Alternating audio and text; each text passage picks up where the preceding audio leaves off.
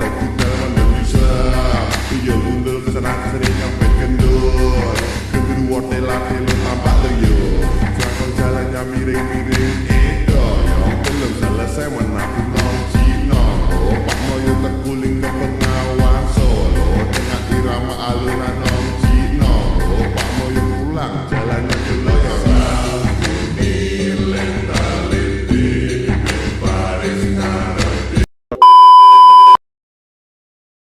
Assalamualaikum warahmatullahi wabarakatuh. Perkenalkan, kami dari kelompok 3. Di sini kami akan mempresentasikan materi 3 dimensi sosiologi. Dan guru pembimbing Bapak Alfred Sadius, AS, SPD, MPD. Perkenalkan, nama saya Ridho Alvin. Saya Meli Febriani. Saya Gisela Salvadora.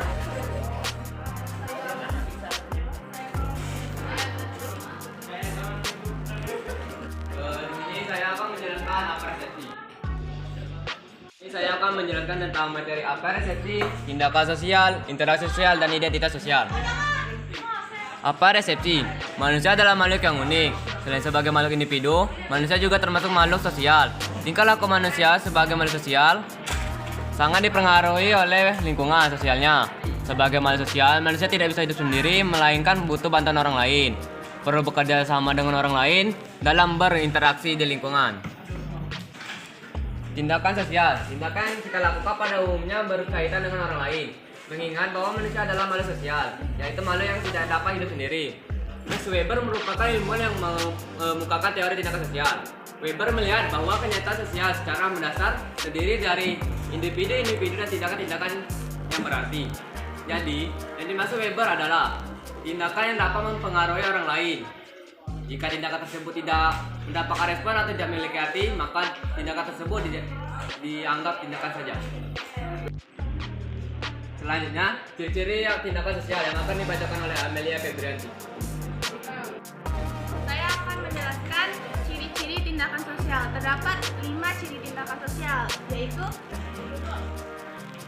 yang pertama, tindakan nyata bermakna subjektif, yaitu segala tindakan yang dilakukan oleh individu akan selalu ditafsirkan sesuai dengan tujuan dari tindakannya. Contoh, seorang pemuda yang menganggukkan kepala mungkin akan mengajak berkenalan dengan si gadis, tetapi belum tentu si gadis menyetujui ajakan pemuda tersebut. Dengan demikian, tindakan pemuda memiliki makna bagi kedua belah pihak, tetapi memiliki pemaknaan yang berbeda. Yang kedua, tindakan nyata yang bersifat normatif dan subjektif, yaitu tindakan seseorang yang ditanggapi oleh orang lain sehingga pelaku tindakan akan merasakan marah, sedih, ataupun senang dari respon tersebut. Yang ketiga, tindakan nyata berpengaruh positif, yaitu suatu tindakan yang berpengaruh positif dari suatu situasi, maka tindakan tersebut akan diulang. Tindakan yang dilakukan individu senantiasa diulang apabila tindakan yang dilakukan mendapat kepuasan bagi dirinya. Contoh, seorang anak yang telah menyelesaikan pekerjaan rumahnya akan mendapat pujian dari orang tuanya, maka akan dilakukannya untuk hari-hari berikutnya.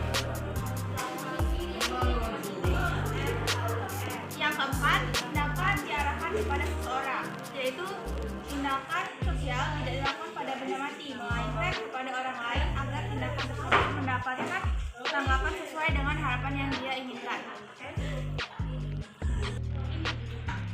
Selanjutnya saya akan membacakan bentuk tindakan sosial. Tindakan rasionalitas instrumental. Tipe ini merupakan tindakan sosial murni.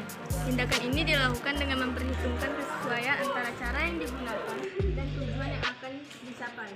Contohnya, seorang anak yang lebih memilih untuk belajar daripada bermain handphone terlalu lama. Anak tersebut memilih untuk belajar karena ia ingin meraih prestasi di sekolahnya. Selanjutnya, tindakan rasionalitas berorientasi nilai. Tindakan ini dilakukan tidak hanya untuk memperhitungkan manfaat bagi dirinya sendiri, melainkan mempertimbangkan penilaian dari masyarakat. Contohnya, Ahmad berhenti bermain bola karena sudah tiba waktunya salat subuh. Selanjutnya, tindakan afektif. Tindakan ini dilakukan dengan dibuat-buat yang didasari oleh perasaan atau emosi dan kepura-puraan seseorang. Contohnya, seorang anak yang berteriak sambil melompat-lompat. saat diketahui dirinya mendapatkan juara satu umum di sekolahnya. Dan tindakan tradisional. Tindakan ini didasari oleh kebiasaan-kebiasaan dalam mengerjakan sesuatu di masa lalu atau yang dilakukan oleh orang-orang terdahulu tanpa perhitungan secara ekonomis dan seringkali tidak rasional. Contohnya, tradisi ngapen di Bali sebagai bentuk penghormatan atas orang yang telah meninggal dunia. Materi selanjutnya yang akan dibacakan oleh Aji Asasada. Materi selanjutnya adalah interaksi sosial. Interaksi merupakan suatu kondisi yang menunjukkan adanya hubungan timbal balik atau adanya aksi dan reaksi. Jadi, dapat diartikan bahwa interaksi sosial adalah suatu kondisi yang menunjukkan adanya hubungan timbal balik dalam masyarakat. Syarat terjadinya interaksi sosial. Yang pertama adalah kontak sosial.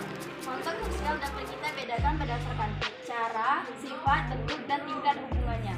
Berdasarkan cara, terdapat kontak langsung yang dilakukan secara fisik dan kontak tidak langsung yang dilakukan melalui sebuah media. Berdasarkan sifat, terdapat kontak antar individu, kontak antara kelompok dengan kelompok, dan kontak antara individu dengan kelompok. Berdasarkan bentuk, terdapat kontak positif dan kontak negatif. Yang terakhir, berdasarkan tingkat hubungannya. Berdasarkan tingkat hubungannya terdapat kontak primer dan kontak sekunder. Yang kedua adalah komunikasi sosial yang akan dilanjutkan dan dijelaskan oleh Siti Arsita. Baiklah, sini saya akan menjelaskan materi tentang komunikasi sosial. Kata komunikasi berasal dari bahasa Latin, yakni communicare yang artinya memberi atau menanamkan. Kata komunikasi itu sendiri berasal dari kata komunis yang artinya umum. Komunikasi adalah suatu tindakan seseorang untuk menyampaikan pesan dari satu pihak kepada pihak lain. Dengan demikian, pihak lain tersebut memberikan reaksi atas maksud dari pesan yang disampaikan. Tujuan komunikasi sebagai berikut.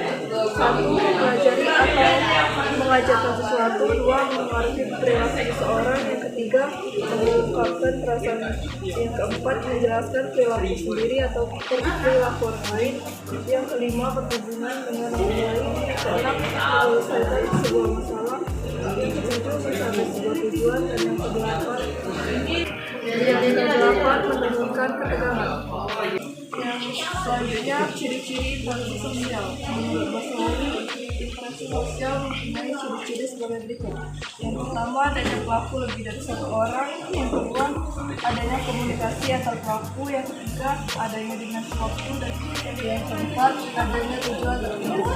Pola interaksi sosial berdasarkan pada 1. Kebutuhan yang nyata. 2. Efisiensi. Yang ketiga, efektivitas. Yang keempat, pengeluaran dengan menyesuaikan dengan norma-norma yang berlaku. Yang kelima, penyesuaian diri pada kebenaran. Yang keenam, tidak memaksakan secara mental maupun. Terdapat 3 jenis interaksi sosial. Yang pertama, interaksi antara individu dengan individu. Yang kedua, interaksi antara kelompok dengan kelompok. Dan yang ketiga, interaksi antara individu dan kelompok. Selanjutnya, faktor yang mempengaruhi interaksi sosial. Yang pertama ada faktor internal dan yang kedua ada faktor eksternal. Materi selanjutnya akan disampaikan oleh Audisi Pasal Sabela. Materi yang akan saya jelaskan adalah bentuk-bentuk interaksi sosial. Interaksi sosial merupakan salah satu ciri-ciri dari kehidupan manusia. Interaksi sosial dibedakan menjadi 2, yaitu A. Interaksi sosial asosiatif. Interaksi sosial asosiatif memiliki sifat positif. 1. Kerjasama. Kerjasama adalah suatu usaha bersama antar individu ataupun kelompok untuk mencapai kepentingan bersama. 2. Akomodasi. 3. Asimilasi. 4. akulturasi. B. Interaksi sosial disosiatif. Interaksi sosial disosiatif adalah interaksi yang mengarah ke konflik yang bersifat persaingan. Selain memiliki sifat negatif, persaingan juga memiliki beberapa fungsi.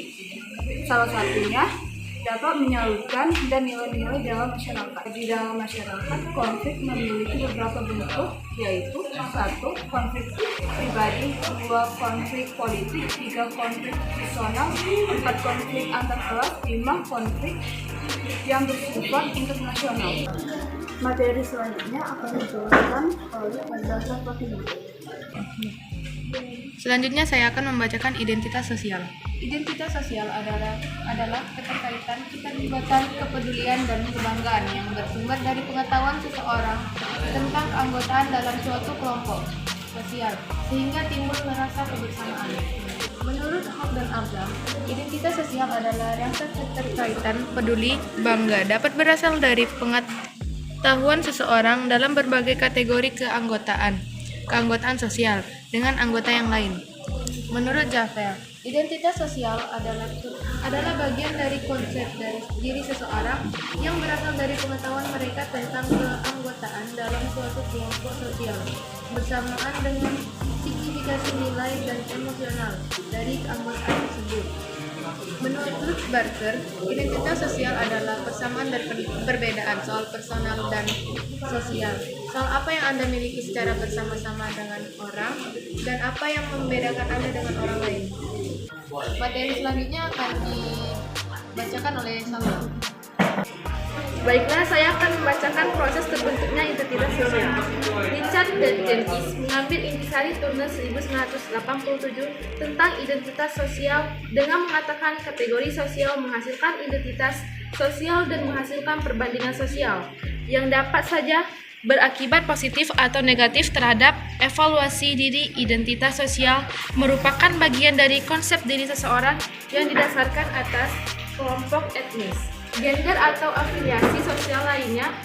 Michel Ahaub mengatakan proses identitas sosial terjadi dalam 3 tahapan, yakni social categories, depersonalization, dan prototipe. Yang menjelaskan dan menentukan perilaku prototipe adalah konstruksi sosial yang terbentuk secara kognitif yang disesuaikan dengan depersonalisasi adalah proses di mana individu menginternalisasikan bahwa Baiklah, saya akan membacakan proses terbentuknya identitas sosial. Richard Jenkins mengambil intisari Turner 1987 tentang identitas sosial dengan mengatakan kategori sosial menghasilkan identitas sosial dan menghasilkan perbandingan sosial yang dapat saja berakibat positif atau negatif terhadap evaluasi diri. Identitas sosial merupakan bagian dari konsep diri seseorang yang didasarkan atas kelompok etnis, gender, dan afiliasi sosial lainnya. Michel Ahaub mengatakan proses identitas sosial terjadi dalam 3 tahapan, yakni social categorization, depersonalization, dan prototipe yang menjelaskan dan menentukan perilaku. Prototipe adalah konstruksi sosial yang terbentuk secara kognitif yang disesuaikan dengan pemaksialan perbedaan yang dimiliki oleh kelompok lainnya. Depersonalisasi adalah proses di mana individu mendirikannya atau memandang dirinya sendiri sebagai contoh dan kategori sosial yang dapat digantikan dan bukannya individu yang unik. Terus yang ketiga ada fungsi dan karakteristik identitas sosial. Fungsi identitas sosial seseorang atau sekelompok orang adalah yang membantu menemukan jati diri serta rasa dan percaya diri yang lebih tinggi. Efisien dan efektif, identitas sosial juga membantu seseorang untuk mengenali dirinya, dari mana ia berhasil melalui cara berpikir dan bertindak. Selain itu, salah satu fungsi mendasar dari identitas sosial adalah setiap anggota kelompok sosial tersebut akan lebih mudah diajak bekerja sama. Menurut Jenkins 2008, sifat atau karakteristik identitas sosial sebagai berikut. Yang pertama, identitas individual atau kolektif berkembang secara sistematis dan berkembang atas keterlibatan satu sama lain. Dan yang kedua, identitas individu dan kolektif merupakan produk interaksional eksternal dan diidentifikasi oleh orang lain sebagai identifikasi internal. Dan yang terakhir adalah proses terjadinya identitas yang dihasilkan baik dalam wacana narasi, retorika, dan representasi maupun dalam materi sering berhasil bersifat sangat praktis yang merupakan konstruksi dan penerapan identitas. Dan selanjutnya akan dibacakan oleh Galang Ringo. Selanjutnya saya akan membacakan dimensi identitas sosial. Menurut Baron 2005, terdapat 4 dimensi atau aspek yang Mengkonseptualisasikan identitas sosial sebagai berikut. A. Persepsi dalam konflik antara kelompok. B. Daya tarik include. C. Keyakinan saling terkait. D. Depersonalisasi. 5. Komponen identitas sosial. Menurut Rajiel 1982, A. Komponen kognitif komponen. Komponen evaluatif komponen emosional komponen.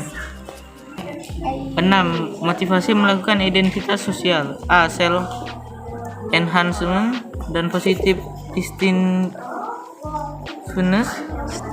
B. Uncertainty reduction optimal distinctiveness.